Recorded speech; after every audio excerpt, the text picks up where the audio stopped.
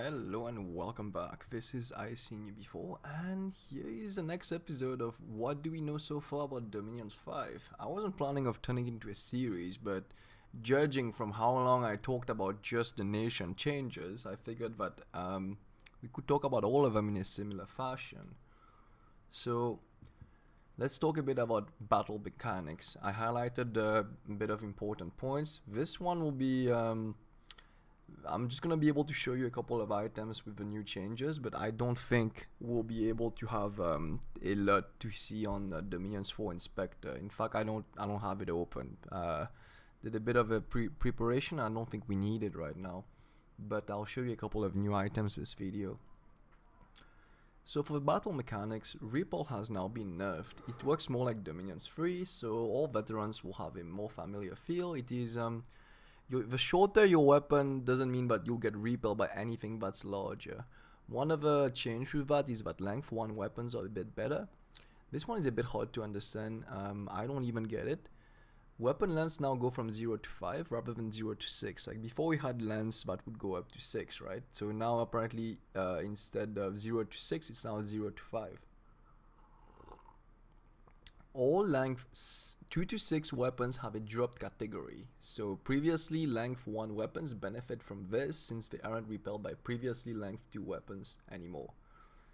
So that means the weapons from 2 to 6 that we previously, I think, judging from what it is, the weapons that used to be 2 to 6, for example a long sword used to be length 2, is probably dropped 1 to now length 1, but the short swords kind of stayed the same, something along the lines of this, it's still at length 1, or maybe yeah, I think that's what it means, but I just know that repel won't be as hard, because before if you try to use daggers and fight people with pikes, you'd be committing suicide. It's not gonna be that case anymore. Critical hits are now 25% instead of 50% protection. So before, when you got some fatigue, usually around 30 fatigue, now I think it's equal or above 50, critical hits became more likely and you would take a 50% penalty to your protection. I'm not gonna go too in depth in the damage calculation. I think Sam is the one who cracked the numbers. I don't really do that. I just know that now critical hits will happen less often and will deal less damage to your protection. Next up are shields. Apparently even magical can be broken or damaged. They also auto repair after battle. Magical shields can be lost permanently this way. They can only get damaged if broken. If broken they disappear. Okay. Magic shields get a bonus to resist this. So slash weapons have a 75% chance of breaking shields. Blunt weapons have a 25% chance and pierce weapon 0%. I was always thinking that blunt weapons would be more likely to break a shield than would slash weapons, so maybe it's a typo. I found that change a tiny bit weird. Next up, everyone now gets a default of +1 reinvigoration. Before it was only when you fell unconscious that you would start regenerating fatigue. Now apparently everyone gets a default of +1 every turn. This will slightly reduce criticals, I guess. Two-handed weapons get plus 25% damage bonus. That'll be good, but emphasizes that two-handed weapons will be for people who have a lot of strength. I don't know how that will affect thugs, because most thugs use one-handed weapons. Range weapons have a 33% strength bonus to damage. So, that one, as someone who played a lot of alternations, I can tell you that the bow that you use doesn't really affect unless you're using a magical bow, like I think not even the thunder bow. Certain bows added your strength, but they were items, and most troops, no matter how strong they were, it would not add damage. So overall, I believe that this is a buff to most archers, including archer nations such as middle-aged men. Their longbowmen will be even stronger than before, since they will get a bonus from the strength that they have. So short swords were rebalanced from +2 defense to +1 attack and +1 defense. I think short swords were already pretty good, even though they wouldn't be able to poke through anything much, but they were really good at defense. So the balance change might be a welcome one, especially for troops like Agarthan troops. Now this is interesting. There's a new order, which is hold and fire. Now remember, the only order that we had before was hold and attack, and if you gave that to ranged units, what they would do is they would fire their projectiles for about 2 turns, then they will proceed to charging forward, which is not what you want. So that new order is going to be really interesting for units that have ranged weapons that have shorter range than arrows, basically, such as slingers. I wonder how this will affect javelineers. I don't really know, but this is gonna be interesting. Line formation now needs a good leader, and it doesn't slow units anymore. So line formation, first things first, is great because it spreads your units all across the map vertically, so you're able to have a nice front line. The problem was that they were really slow because they were moving in formation. So apparently now you'll be able to have a line moving at a good normal speed as if they were not in formation, like just a box formation. So I think that's going to be a really interesting change for nations that use line formations, such as our Kosovo and those guys. For defense now works like province defense. They have infinite ammo, so I'm guessing for defense now increases whatever units are used to defend. The harassment penalty, every attack received after the first one. Oh, okay.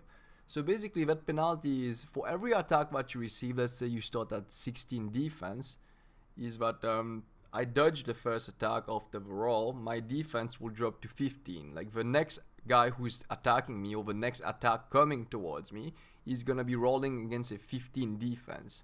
So the third attack against 14, etc. carries on until the defense reaches 0. So I think overall that's a small buff to cavalry, because I think it was always -1 per attack on infantry. I don't know if this changed, but I know it was -1 for everyone. So -0.5 penalty attack on cavalry means that they won't lose as much defense since they're on a horse, which kind of makes a bit more sense. So I think overall this is gonna be a buff to cavalry units. Flying in battle needs 1 turn to move from one point to another. If a flyer wants to move to a close position, they can walk. This is probably enough to flying units, because if you can put your flying units straight up on attack rear, if they pass their moral checks, they'll go straight to the rear and attack right away. So I'm guessing you can't do that anymore and attack on turn 1. So flying in battle needs 1 turn, so you probably waste 1 turn to move, and you won't be able to attack, something along the lines of this. All resist attacks, all resist stacks, but resist works differently now. You still roll if resist is greater or equal to base damage. Okay. Post resist damage now rounds down instead of up. Okay. Need to pretty much crunch numbers for that. I'm not too familiar. Some AF effect attacks have a lingering tag. The effects stay for 3 to 4 hours. Some units, usually with multiple heads, Hydra, have a bonus against the receiving multiple attacks effect. Oh, okay.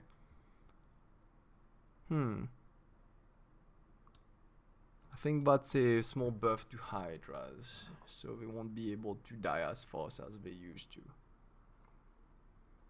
Otherwise, here I'll show you an item. So AF effect attacks now have a lingering tag, and they'll permit some stuff to stay. So here is a two-handed hammer. That's one of the new items. Let's enlarge it a tiny bit, and I think it's control to zoom in. Here we go. As you can see, this is a two-handed armor, deals 21 magic damage, has an extra effect of freezing mist. Here's freezing mist. It deals 1 cold magical damage while it's there. It negates the armor. The strength of the wielder is not added. The AF effect is free, and it's lingering too. So that probably means that using this item, thanks to the new lingering tag, will put a mist on the battlefield that will cause cold damage. Otherwise, I'm just gonna show you guys a couple more new items right over there. Let me just pull them up. So next up we have the boots of freedom. I think unhindered means that you'll be able to move around everywhere. What else is in there? Does the Titan bow have anything new? So this is a new item that will permit you to cast Seeking Arrow, gives you +1 ritual range. Apparently you have a strength requirement this time. And for this one, the strength of the wielder is not added.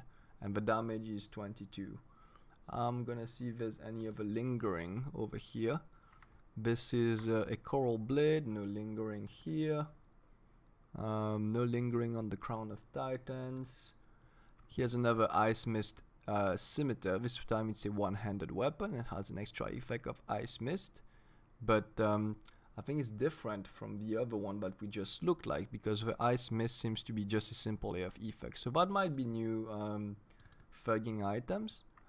Otherwise, here's a mace of eruption and deals pretty much a fire brandish effect. Here we have the sword of 5 elements. Item is restricted and can be forged by most other nations. Probably this is caused by 5 elements, might be something related to Qianqi. That's what I can guess, looking at the sword that looks Chinese and the armor as well. So those must be national items, have finally been included into the game. Then we have the Tome of Forgotten Masons. We'll get on that a little bit later, but it talks about the new mechanic of building fortifications. And this one, oops, I already showed you guys that screenshot. Okay, well, not that screenshot, that image that I gathered. So let's go back to our changes right now. We were at the new retreat system. So one thing that is really interesting now is that there's a new retreat system. Remember before that your units would end up dispersing in all connecting friendly provinces? Now this is a bit different. Good leaders can prevent units from dispersing in all directions. If you have a bad leader, that's the downside. If you have a province with 5 connections and only one connects to an allied province, before, what used to happen is that everyone who routes will run to the allied province. Now, because you have a bad leader, they won't route in a good way, they will end up routing to the enemy provinces. You can lose at least 80% of the retreaters. So from what from the math, it's probably, since there's 5 connections, therefore 5 ways of escaping, and 4 of them result in death. That's why there's 80% death of the retreaters, and only 20% of your troop will survive. Leaders get a 75% chance odds of going to friendly provinces, 87.5 with terrain survival. Oh, I guess we finally got a buff to any of the terrain survival, like forest survival, mountain survival, swamp survival, wasteland survival. Well, I guess this means that wardens will be able to flee better. Isn't that ironic? Anyways, let's move on another rant. Formation fighters has been changed. Now it will increase unit density. So that's exactly what we're talking about size differences. You can now have more size 3 units on squares than 2. So that means that big units that before were getting overwhelmed by smaller units, if they have formation fighter, they will be more dense on the battlefield. I think that's a big buff to any big units that used to be overrun by smaller units. AI archers are likely to ignore smaller squads. That's good. You can do the strategy of just having a decoy of a couple of just militias in front to just catch arrow fire. Squads with guard commander order will always appear guarding the commander. I think this is related to a bug where assassination attempts without much of your bodyguards coming. Now I think this has been fixed. People who take the time to put people on guard commander and work as bodyguards, they'll pretty much have their bodyguards defending in case of an assassination attempt. I wonder if that will work for random events. That's going to be interesting, such as if you were, for example, summoning as late age relay and an attack happens, because I think sometimes you don't get to have bodyguards. And discipline gives reduced siege defense and is an extra penalty for retreating / following your commander. So that just means that indisciplined units are now even worse to recruit, since they can't defend the siege too well, and apparently they might have issues just simply following a commander around or retreating. Alright, I think that should be it. We talked about all the battle mechanics that we could. I think we can also include mechanics into that video since we have time right now. Shouldn't take me too long. Yeah, that's a short one. So immortality now has a turns to reform value and 2 types. 4 works everywhere except outer planes. Dominion works in friendly dominions only. So basically immortality has changed. Before, as long as you were in a friendly dominion, you would revive anywhere. Now you can't revive instantly. You're gonna take turns to reform. That's what it means by turns to reform value.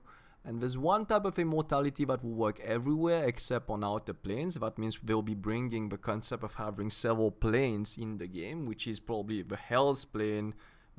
Actually, they already had that concept. So there's the astral plane, the Hell's plane, and some other planes. So basically, the map you play on is like the Earth between brackets plane, and that's where reality is. So you won't reincarnate in outer realities, but you will in this reality without having to have positive candle. And the other one is the Dominion immortality, which we are already familiar with. Also, units resurrect in their home province, not always the capital. Some units like vampires require extra turn if they died far from it. Being soul slain doubles resurrection time, and soul devouring circumstance immortality. Immortality only gives a recuperation check at resurrection. So I think this is an overall nerf to immortality, and probably the problem that they've been facing when Blood Nation snowball into a stack of vampire in multiplayer games. Haven't seen it myself, but I know that's basically how it goes. That's why late age Elm is so powerful. Next up, assassins work slightly better thanks to casting time of mages in real-time combat and being being more readily available. God Commander is limited to 5 turns. So you're not able to just use God Commanders for the units to stay there forever, I believe. And I think they buffed a small buff to assassins while also a buff to bodyguards. That's going to be interesting. So we're going to see how it is. There's also a new ability, Sun Owl. I think that will probably be related to any solar related god. Sun Owl is different to normal owl. It doesn't work in caves, darkness, or rain. That's interesting. That means the power of the sun. That makes makes it pretty thematic to certain gods. Maybe some will finally get to see the solar disc in play. Gladiators only appear if they were wounded or if they killed someone. Only disappear. Okay, that makes more sense. You cannot cheese people like Alcocephal, or no, actually not Alcocephal, Pythium anymore by just attacking them with a scout, and then there you go, done.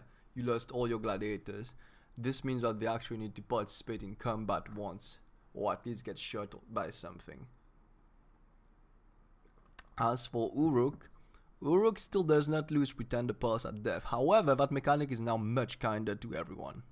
So before, when you used to die, you would lose 1 in every single magic buff. Now when you die, you lose at most 1 buff, and it can actually even gain you blood or death, but rarely. That pretty much means, since your pretender was dead, he visited either hell or the dark planes, whatever, and he learned magic from there. That's an interesting mechanic. I think it's gonna be pretty good, since it used to be pretty depressing when you lost your god. Nature is the most likely path to be lost. You can also lose 1 point of Dominion strength. Okay, so dying does have different penalties now. There's new heroic abilities such as Soul Butchering. I'm guessing you can kill someone's soul. Troll Blood. I'm guessing this gives you regeneration. Fast Casting. We will see how it affects with the new mechanics of casting. Invisibility. Cannot be discovered except by spirit side units. Attackers in melee have -10 attack. Not sure about ranged effect. Spirit side counters it, and it isn't that rare. There's a bless and many undead. Demon and spirits have it. Damn. So apparently there's invisible units now, and any attackers in melee suffer a -10 attack against them. That's gonna be really interesting. Worm mages have been given a buff, have their own unique reform ability. When the mage dies on the battlefield, they explode in multiple bugs. However, is a soul bug, and in X turns the worm mage reforms unless the soul bug is killed first. This triggers 100% of the time. Before it was 75%. That's interesting. So that means in battle, when the mage dies, he explodes into bugs, and there's one bug that must not die, and he'll reform and fight again. That's gonna be a very good buff to a worm mage, and that's gonna be interesting to see. Pillaging now gives you more gold. I haven't really pillaged. I'm guessing pillaging is gonna be more worth it. Fortune telling has higher values on average, so I'm guessing that having fortune telling mages is gonna be a buff for everyone in Dominions 5.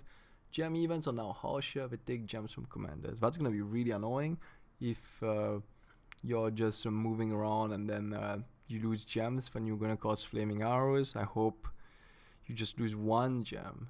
You don't lose 10 gems from the guy carrying the supply. That's gonna be really annoying, so that's gonna be a bit RNG. It's gonna throw a lot of games.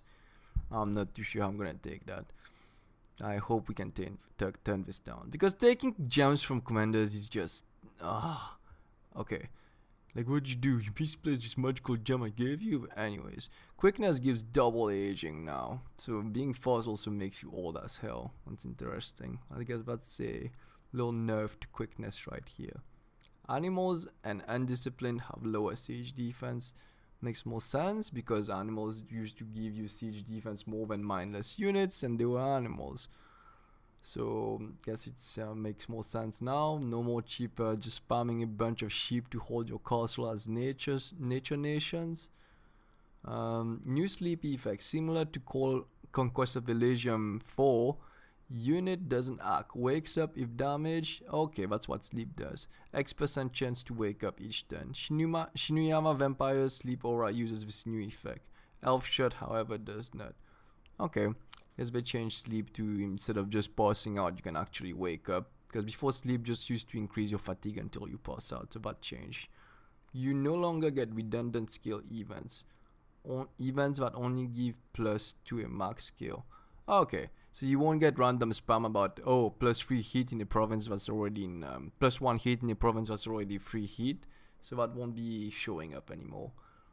Alright, I think we're gonna take a small break right there. And next up, we're going to be talking about the UI. Since it's not too long, I might also include some game options inside there. And then we'll probably talk about some magic. Okay, we're gonna take a small break right there. Thanks for watching, everyone, and we'll see you soon.